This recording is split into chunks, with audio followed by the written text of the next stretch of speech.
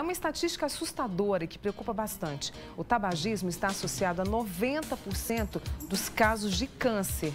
Nesse dia de combate ao fumo, o Manhã Total faz um alerta sobre esse perigo para a saúde. Comigo na salinha do Manhã Total, o oncologista Fernando Maciel Barbosa. Bom dia, Fernando. Bom dia. Seja bem-vindo mais uma vez aqui. Obrigado. 90% dos casos de câncer estão relacionados ao tabagismo. Eu te confesso que eu fiquei assustada com esse número, com essa estatística. É um número alarmante. Né? Grande parte dos cânceres que a gente tem hoje, seja de pulmão, da região da cavidade oral, cabeça e pescoço, laringe, inclusive o câncer de bexiga também, estão relacionados diretamente com o hábito de fumar. A gente sempre tem essas datas de alerta. Está diminuindo o número de pessoas? Sim. Graças a Deus, no Brasil, a gente tem uma diminuição importante do hábito do tabagismo. Isso na década de 80, 34% da população era tabagista, e isso com várias políticas, inclusive, de órgãos federais, de proteção, né, de tirar propaganda do cigarro, né, evitar a exposição do hábito de fumar como uma coisa prazerosa, como um hábito de vida saudável, né. Isso impactou bastante no hábito de fumar. Então, hoje, em torno de 11% da população brasileira é tabagista, e uma perspectiva para 2020 para isso cair em torno de 9%. Isso é excelente. E isso reduz os impactos na saúde, não reduz, Fernando? Sem dúvida alguma, sem dúvida alguma. Então, o cigarro ele não é um vilão só pensando em cânceres, né? Hoje em dia, no Brasil, a principal causa de morte ainda é causa cardíaca e cerebral, tudo relacionado com uma base vascular, né? E o cigarro é o grande vilão disso, né? Então, o câncer ele estaria em segundo lugar, né, mais intimamente relacionado também com o hábito de fumar. Então, o impacto social da diminuição do tabagismo ele é importantíssimo. Basta um cigarro para já fazer o estrago? Um cigarro por dia já faz um estrago? A gente fala que quem fuma um cigarro, fuma. É considerado tabagista. Mas a gente consegue classificar entre fumante pesado, né? Os próprios trabalhos científicos dividem um pouco esses pacientes. Então, fumantes pesados, né? E aqueles fumantes que são mais leves, fumam menos, né? É claro, quanto maior a carga tabágica, quanto maior a quantidade de cigarro que o paciente fuma por dia, maior o risco dele desenvolver as doenças. Quer fazer uma pergunta para o doutor Fernando? Participe pelo nosso WhatsApp, que é o 99897.1000, principalmente você que fuma, está pensando em parar, mas está achando que está muito difícil, né? Eu falei sobre o cigarro por dia. Quando uma pessoa fuma, tipo assim, a exposição a substâncias tóxicas, quantas são, Fernando? Conhecidas, menos, né? São em torno de 4.000 substâncias. Basta um cigarro? Mas, exatamente. Mas a gente sabe que existem uma infinidade, né, entre inseticidas, né, venenos, inclusive, que são colocados, e substâncias que são utilizadas para aumentar o vício, a adicção do paciente àquela substância mesmo. São facilmente penetram a barreira do cérebro, vão lá no cérebro, causam uma sensação prazerosa, e isso gera uma necessidade cada vez maior do paciente em busca daquela substância para ter prazer. Fernando, o tempo que se fuma, né, que uma pessoa fuma, isso vai indicar a possibilidade alta de câncer, seja de pulmão, boca, laringe, bexiga? Exatamente. Quanto maior o tempo de exposição ao cigarro, maior é o risco do paciente desenvolver uma doença dessa. Sem dúvida. E se ela para? A gente viu, esses grupos ajudam bastante, Fernando, na sua opinião? Esses grupos que trazem, né, o fumante para perto e tem os profissionais, esse tipo de ajuda funciona mesmo? Muito. O tratamento do paciente que fuma, né, primeiro a gente tem que encarar o tabagismo como uma doença. É doença mesmo? É uma doença. Né? Então, longe, muito antes da gente apontar o dedo e julgar e criticar a pessoa que fuma, né? Primeiro essa pessoa tem que ser acolhida, porque ela tem uma doença. Por mais que seja uma doença, às vezes, de fundo psiquiátrico, ela tem uma doença. Então, a partir desse momento, a gente consegue entender que o paciente ele precisa de ajuda, né? Precisa de um tratamento, seja de auxílio médico, com várias medicações que a gente tem disponíveis hoje que praticamente dobram a chance do paciente parar de fumar, e o tratamento, o suporte psicológico, ele é muito importante, porque ele é uma doença tanto orgânica, física, né, que é a dependência química daquela substância, mas é uma doença também psiquiátrica, né? Então ele tem uma dependência psíquica, né, o próprio hábito de levar a mão até a boca, né, para aspirar a fumaça, aquilo lá é um hábito, aquilo lá também é um tipo de dependência. Muitos dizem isso, né, que é um prazer que a gente que não fuma não consegue entender. Quando a pessoa é diagnosticada, câncer de pulmão, câncer de boca, laringe, o tratamento hoje está muito avançado, Fernando? Muito. Hoje em dia a gente tem muito avanço, principalmente no campo do câncer de pulmão, né? Câncer de boca, câncer de laringe, faringe, né, que são os cânceres de cabeça e pescoço em geral, ainda não tem esse avanço é tão impactante quanto a gente teve no câncer de pulmão. É importante a gente salientar que mesmo no paciente que tem um diagnóstico de um tumor, por exemplo, de pulmão ou de garganta, esse paciente ele tem benefício ainda se parar de fumar. Né? Então, a eficácia do tratamento é melhor, a tolerância ao tratamento é melhor e os resultados a longo prazo também são melhores. Então, a decisão a qualquer hora, né? É importantíssima. Eu tenho a Luciene que mandou uma pergunta para você, Fernando. Ela parou de fumar tem 10 anos. O pulmão já está limpo? As estatísticas falam que sim, que em torno desses 10, 15 anos o pulmão ele já volta ao pulmão que era antigamente. Mas o dano que o paciente causou, né, geneticamente falando, né, relacionado com a fumaça do cigarro, ele existe. Então, assim, o paciente ele diminui o risco, mas a gente praticamente não consegue zerar esse risco. Esse paciente ele sempre está em alerta, né, em avaliações médicas, porque ele tem um risco aumentado com relação à população geral de desenvolver um câncer. O risco é bem maior, né? Com certeza. Tem uma outra, a Núbia. Ela contou o seguinte, que a mãe dela morreu no último dia 6 com câncer de pulmão. Sinto muito, viu, Núbia? Ela falou que é uma doença que maltrata também a família. Aliás, ela está contando que você foi o médico da mãe dela. É mesmo? Da dona Magali. Sei muito que é a E ela dona trouxe Magali. essa questão que, como você disse, o tabagismo é uma doença. E isso envolve a família, não só a pessoa que fuma? Primeiramente, Núbia, obrigado pela pergunta. Né? A dona Magali era uma queridíssima, né? Com certeza.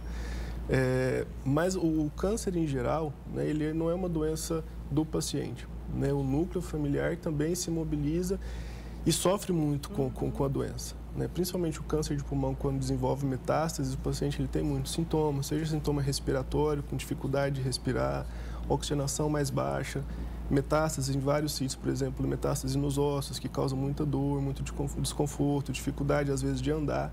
Então, o paciente ele precisa muito de cuidados, ele demanda uma série de cuidados, às vezes relacionado só com a doença, às vezes relacionado com o tratamento que ele está fazendo, que seja quimioterapia ou radioterapia. Então, a mobilização familiar ela é muito importante, até mesmo porque é um suporte que o paciente tem para tolerar tudo isso que ele está vivenciando. Né? O paciente que tem um suporte familiar, ele vive com mais qualidade de vida, ele vive até mais, alguns estudos mostram. Né? Diferente do paciente, às vezes, que não tem essa estrutura, não tem esse suporte, ele tem uma qualidade de vida muito pior, ele acaba falecendo um pouco antes. Né? Então, não só o paciente ele sofre com a doença, mas a família toda sim, porque todo mundo tem um afazer. E as pessoas às vezes têm que sair do trabalho, têm que se desligar de uma atividade para dar o cuidado que o paciente precisa. Né? Eu reforço, a decisão de parar de fumar não é só sua, mas reflete nos outros também. Sem dúvida, não é, sem Fernando? dúvida. Por falar nessa questão da família, quando a gente tem um fumante na família, o fumante passivo, que respira aquela fumaça, ele também pode desenvolver algum tipo de câncer? Sim, sem dúvida. O fumante passivo, isso é uma briga muito importante, inclusive dentro da minha casa, né? Exatamente. Olha só. A gente conseguiu que minha mãe pelo menos não fumasse dentro de casa para a gente não ter essa exposição tão importante. Mas a estatística mostra que em torno de 24% a 30% de aumento no risco do câncer de pulmão daqueles familiares que convivem juntamente com aquele fumante.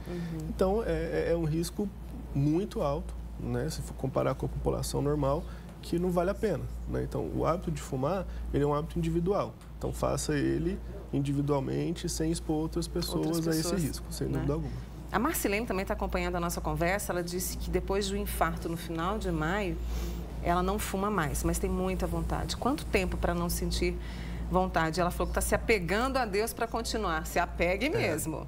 Continue. Essa questão é muito individual, porque depende muito, é lógico, do vínculo afetivo, né, entre aspas, que o paciente tem com aquele hábito. Né? Então, existem pacientes que passam rápido por esse processo e existem pacientes que sempre têm aquela memória positiva do hábito de fumar e que sempre tem aquele pensamento tipo do prazer relacionado ao tabagismo. Então, é importante. Existem várias medicações que a gente utiliza hoje que diminuem essa, que a gente fala que é a fissura, que é aquela vontade de ir atrás, de acender o primeiro cigarro. Né? Então, existem várias medicações que conseguem aliviar isso, pelo menos nessa fase inicial, nos primeiros 6 meses, principalmente, que é quando isso está mais exacerbado. Primeiros 6 meses, 1 ano, que é quando isso é mais importante. A gente tem a Ricardina de Araxá e ela contou que o marido dela fuma há muitos anos e está com uma tosse. Ela está preocupada com ele. A tosse indica alguma coisa? Porque a tosse do fumante ela é bem carregada, né, Fernando? Sim, sem dúvida. Hoje em dia, a gente tem alguns estudos, um estudo mais importante que mostra que o paciente que é acompanhado e que faz uma tomografia de pulmão, né, anualmente, ele tem um aumento na taxa de detecção do câncer de pulmão, mais precoce, ao invés de a doença ela ser diagnosticada numa fase tardia. Então, os pacientes acima de 54 anos que fumam, têm uma carga de tabagismo mais importante, né? Fumam vários cigarros por dia, pelo menos um maço por dia, né? Esses pacientes eles estão sob um alerta especial. Então, é importante para esse paciente procurar um auxílio médico, fazer os exames e ter um aconselhamento para o ideal parar de fumar. Né? Mas se ele não conseguir parar de fumar, mas que tenha um acompanhamento no sentido de diagnóstico mais precoce. Isso tem impacto importante em sobrevida. Se aumenta em 20% a chance de cura quando a doença ela é diagnosticada mais precocemente. Né?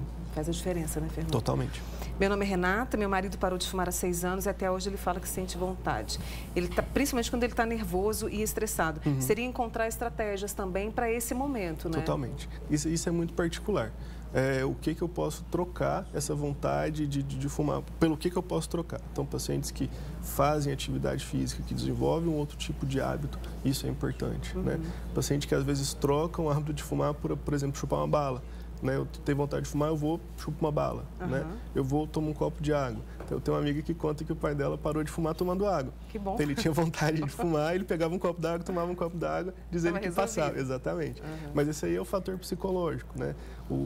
A dependência química ela é um pouco mais difícil de ser combatida. Né? Então, às vezes, você precisa de medicação que vai diminuindo o nível gradual de nicotina no sangue, né, que são os adesivos que a gente usa, até o organismo ele conseguir ficar livre dessa dependência química da substância. Né?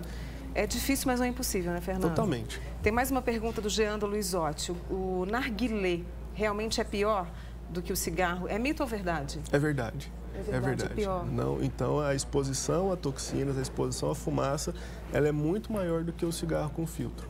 Né? Então, a gente tem casos de câncer de pulmão até em frequência maior do que nos pacientes que usam o tabagismo convencional. Isso é um pouco contraditório porque, assim, as pesquisas, elas, com relação a isso, são um pouco... falta um pouco de informação com relação a quem tem esse hábito de fumar narguilé. Porque até então é aceitável, né? É mais aceitável do que o próprio cigarro convencional, né? Mas a gente sabe hoje que ele tem um risco até maior do que o cigarro normal. Mais uma pergunta para você, Eliane Rosa. Fumo um maço de cigarros em 3 dias. Prejudica igual fumar um maço por dia? Igualmente, pode parar. Né? Pode parar. E com esse recado do Fernando Maciel, a gente encerra essa entrevista agradecendo a você que participou, que está nessa decisão de parar de fumar, né? E ele trouxe todos os benefícios que você pode ter. Fernando, muito obrigada mais uma vez por ter vindo aqui e nesse dia tão importante de alerta e conscientização e principalmente de mudança de atitude, viu? Eu que agradeço, estou sempre à disposição para conversar com vocês. Obrigado. Obrigada. Fernando Maciel, oncologista, com a gente aqui hoje. Boa semana, viu? Obrigado.